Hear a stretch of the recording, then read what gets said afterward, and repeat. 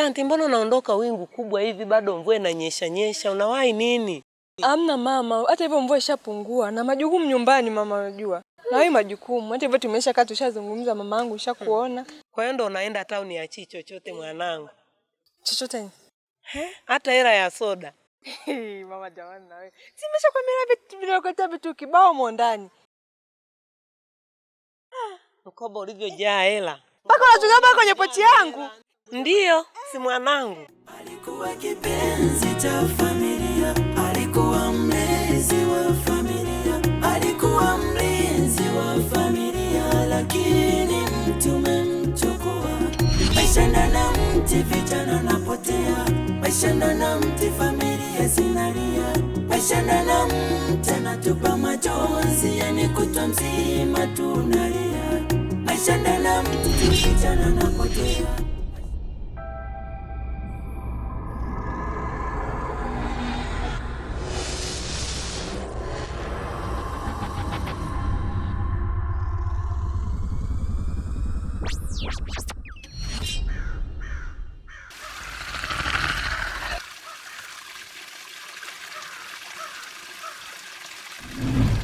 Amesema amekaa na mwanaume kwa miaka 30, hajamtolea mahali, pia wamejenga naye. Ni kwamba amejitolea kukaa naye. Ndio. Sasa hapo kwa mfano nyinyi mnataka mumlaumu nani kwa situation kama hii? Hapo mimi ninaona miaka 30 mingi ujue. Sawa, kiserikali miaka ukikatoa na miaka 3 tayari wewe ni mke wako. Bila kwenda kutambulisha. Ni mke wake, kwani kasema ni boyfriend? Ni mume wake na wameanza naye maisha, amemkuta akiwa na kitu mpaka wamejenga. Sasa shida ni kwamba mwanaume sasa hivi amebadilika. Japokuwa mwanaume hajawahi kumtolea mahali, ila mwanaume kabadilika. Analeta mwanamke ndani, amtaki sasa hivi. Jamani. Miaka 30. Wanaume nao saa nyingine. Hapana, sio wanaume. Ukiangalia hapo issue. Shida inaweza ikawa kwa mwanamke. Unawezaje kukaa na mtu miaka 30?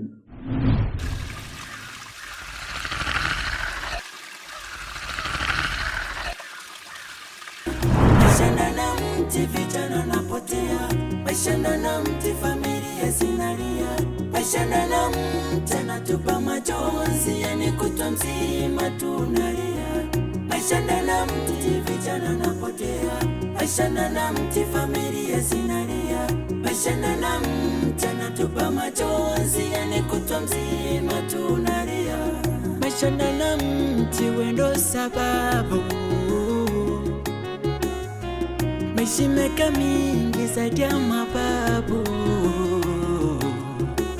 ila bado uriziki we ni ibilisi we. Thamani ya mamia ya watu waiwa mtu mmoja.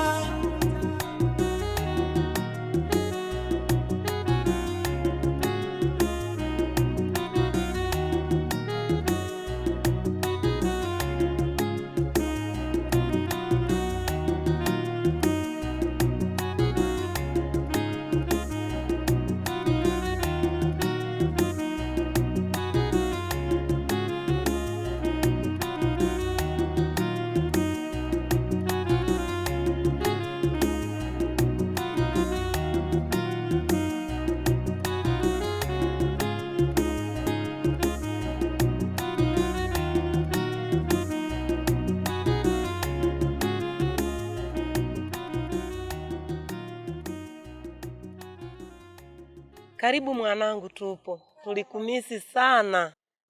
Pia nimekumisi mwanangu. Nilikuwa napita huko. Nikasema leo ngoja nipite hapo nyumbani nikawasalimie kidogo. Sio kwa kupendeza huku mwenzangu, kazi sio mbaya. Kawaida tu mamangu. Utupambanie sasa, upambane. Aswa, maana unaona hapa tunapoishi.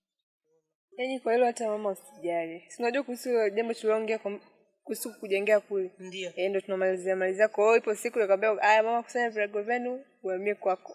Wow, siku hiyo nitafurahi. Yaani nitaiona hii dunia sijui ni kubwa kiasi gani. Kwa jinsi hiyo na kutegemea sana, maana watoto wa siku hizi mkiolewa hamjali hata nyumbani kuna wazazi, kuna wazee, mnatuona kama vibwegere. Yaani mama, kwa hilo hata usijali, hilo ni jukumu langu mimi kuwapambania nyie. Ndio hivyo. Najua wajibu wangu. Ndio hivyo, mimi nimemaliza zamu yangu. Huyu hapo shule kwa ajili yako. Sihangaiki tena mimi, nimekusomesha, nimemaliza. Kwa hiyo majukumu yote ni ya kwako.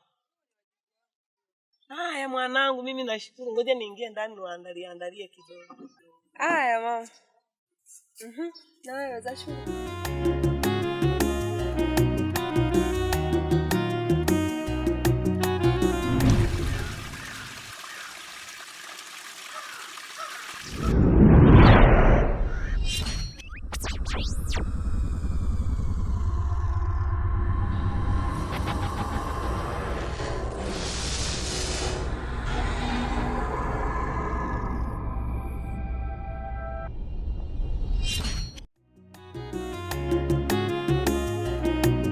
Devota. Hii Devota, tunapambana sawa kwa kutetea hiki kijiji. Nimekuita kwa sababu ya hiki kitu kimoja. Nasikia maneno mtaani. Naambiwa mimi tayari na mimi nimeshakuwa mchawi. Saili, kwani uchawi umekuwa mchawi wewe peke yako? Mbona hata kuna siku tulitukana mchawi nikiwa mimi na wewe. Unashangaa hilo? Bora hata wewe, kuna wanakijiji wameshawahi kukushuhudia kwenye ule mti mara nyingi. Lakini mimi sasa hawajawahi kunishuhudia. Saili, ukitembea na mchawi na ushakuwa mchawi, ina maana kama waliniona mimi kwenye mti, hata wewe wamekuchukulia hivyo kwa sababu wanaona mimi na wewe kila wakati tunakuwa pamoja. Lakini naomba tu Saidi nikuulize swali.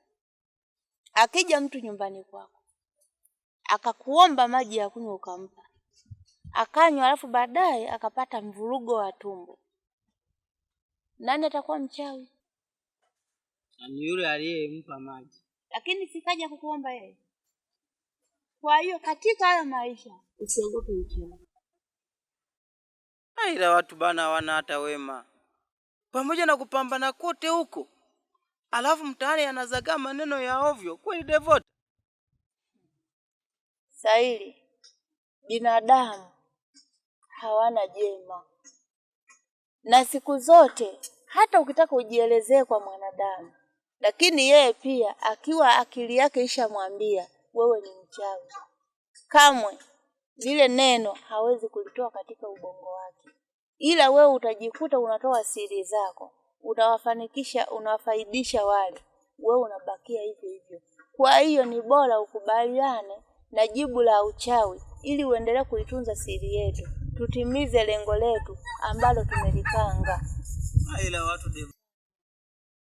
Mimi hilo mimi siwezi nikasema, kwa sababu mimi ninayoyafanya na wewe ni ya kwangu ndani ya moyo wangu. Kwani Saili wewe unataka fadhila? Ukitaka fadhila utajazwa ujinga. Ni bora mwanadamu akuseme vibaya, alafu usimtake yule mwanadamu asiyekuwa na faida kwako. Basi sawa. Maana mimi nilitaka tu nijue kwamba kwa nini sifa mbaya wakati tunapambania kijiji. Hadi mpaka sasa hivi yani sielewi, maana hadi mpaka sasa hivi vijana yani nikikutana nao wananiambia Saidi na umeshaanza kuwa mchawi. Hayo tuyaache. Ndio. Umesikia? Mimi tena nina jambo jipya. Tena. Sijui maisha alipata kwenye huo mtaa. Hivi unajua yule kijana Amos wa kwa Madebe unamfahamu? Yule kijana.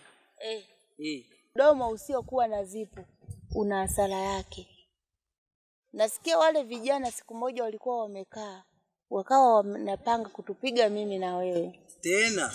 Lakini Mungu alivyo wa ajabu, wakatokezewa na Mama Kifimbo.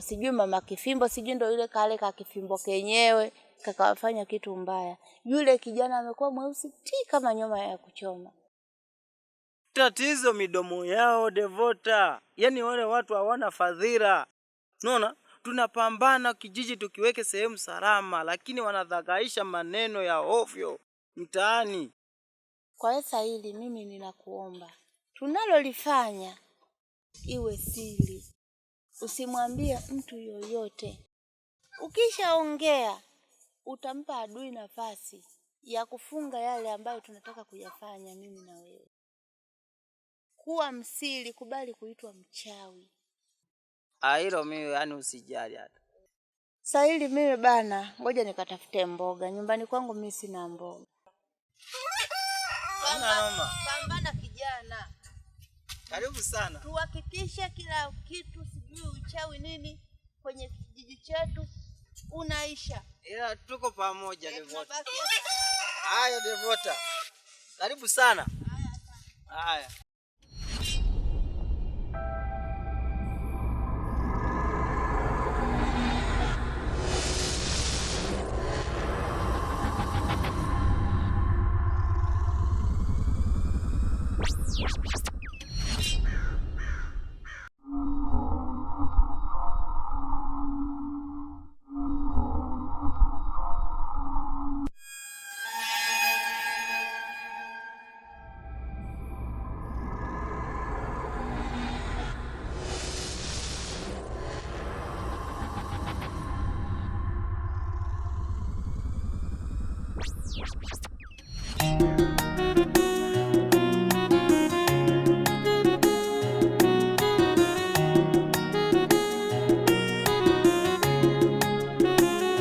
Alikuwa kipenzi cha familia, alikuwa mlezi wa familia, alikuwa mlinzi wa familia, lakini mtu umemchukua. Maisha ndana mti, vijana napotea. Maisha ndana mti, familia zinalia. Maisha ndana mti, anatupa machozi, yani kutwa mzima tunalia. Maisha ndana mti, vijana napotea. Maisha ndana mti, familia zinalia. Maisha ndana mti, anatupa machozi, yani kutwa mzima tunalia. Maisha ndana mti, wendo sababu maisha meka mingi zaidi ya mababu, ila bado uriziki we ni ibilisi we. Thamani ya mamia ya